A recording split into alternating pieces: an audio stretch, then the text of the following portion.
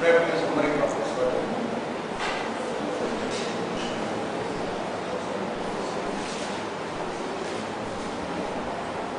Usually, what happens is normally ಕತೆ ಕೇಳಿದ್ರೆ ಏನಾಗುತ್ತೆ?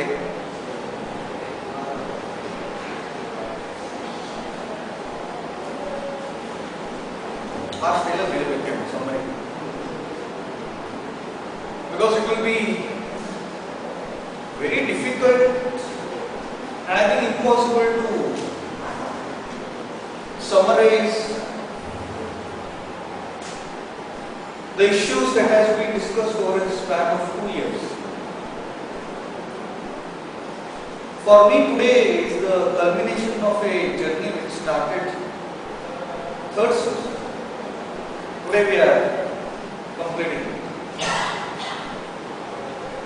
If you can recall, I remember that very well. That in the introduction classes of fundamentals of modern business, I had said that the subject which was introduced then should feed you to understand a subject which will be there in our 6th semester called information. It was a well thought of design curriculum that was tried for the first time.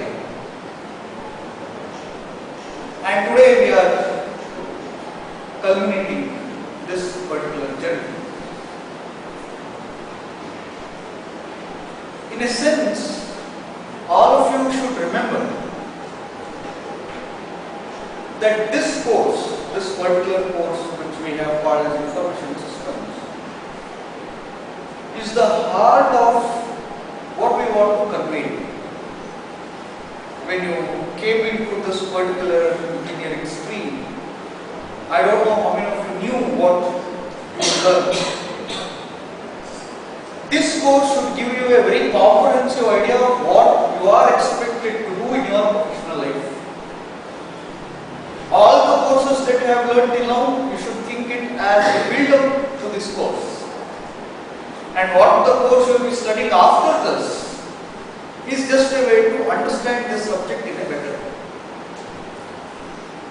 In a sense, if you understand this subject correctly, appreciate it to the level that we have expected you to, probably your decision to join this particular stream of engineering in this institute, you can consider it successful. I am very sure that in a crowded class like this, having so many students, it's very difficult for everyone to appreciate the subject at the same level. Whatever we say here, all of you will understand it with your own background. You will interpret it in your own way. A teacher cannot expect that a student will learn the subject the way he wants them. They will learn it their own way. For that matter, whatever is the total subject matter to study, everything cannot come from a teacher. We give only a small portion of it. Most of the things you will learn by yourself. So given all these complexities, telling what the intentions of the subject are in a very generalized fashion, I think will be a mistake. I think this subject serves each one to gain their own whatever plans they have in their life. So broadly what I will do is classify the class maybe into 3 or 4 categories and address them separately. Because for all practical reasons, this is the last appearance I am doing in a classroom. I don't think I will ever do this again. This may be my last appearance. That adds a lot of significance also. So I am addressing 4 different groups of students, assuming that all of you have some general idea or other. I think the majority of the students in this class, generally, my experience tells me that around 70% of the students who graduate out will directly land in a job, and for all practical purposes, this is their last formal degree that will acquire. So majority of you, this is the last formal education you will have. But let me tell you that your professional life will span anything between 35 to 40 years after you graduate. Just think about it. You have worked for 40 years. So given that huge number of years that you have to serve in this profession,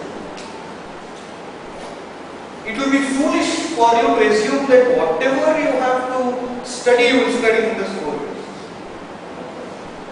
And we have a typical problem in our field, which is not faced by any other profession. I keep on saying this. At the end of the day, we are professionals. All of you should understand. When I say we are all professionals, you are not only doing a work to earn your own food, but at the same time it should have a very strong purpose. There is a social purpose. We being professionals, we are not serving our own good, but we are serving some social good. We have that responsibility. Whether you agree or not is secondary. We all have that. See, in addition to whatever is your individual need, there is a layered need. There is a need of your family which you have to satisfy. There is a need of the society which you have. There is an obligation on you because you are professionals. I keep saying this. Don't consider yourself very lightly. You should be very, very responsible because you will be contributing a lot, not only for your personal well-being, but for the growth of this country. You are all privileged in some way. Even if you don't want to acknowledge, you all owe an obligation to this land. You may say that I have paid the fees and we have landed up here. No. The enabling environment established by the state obligates you to serve this country.